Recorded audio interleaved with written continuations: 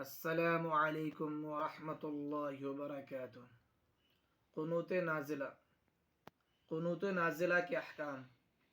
قنوت دعا کو کہتے ہیں اور نازلہ کے معنی مصیبت کے ہیں۔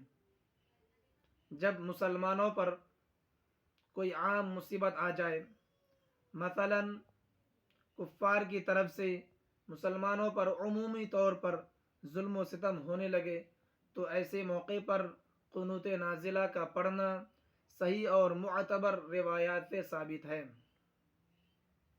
حضور صلی اللہ علیہ وسلم نے قنوت نازلہ میں ظالموں کے نام لے کر بددعا فرمائی اور مظلوموں کے نام لے کر دعا فرمائی۔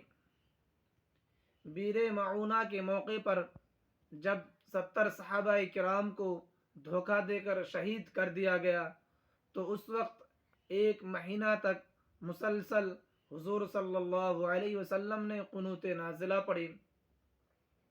قنوت نازلہ پڑھنے کا طریقہ یہ ہے کہ نماز فجر کی دوسری رکعت میں رکوع کے بعد سمع اللہ لمن حمدہ کہہ کر ہاتھ اٹھائے بغیر امام کھڑا ہو جائے، اور قیام کی حالت میں دعائے قنوت پڑھے اور مقتدی اس کی دعا پر آہستہ آواز سے آمین کہتے رہیں۔ پھر دعا سے فارغ ہو کر اللہ اکبر کہتے ہوئے سجدے میں چلے جائیں۔ بقیہ نماز امام کی اقتداء میں اپنے معمول کے مطابق ادا کریں۔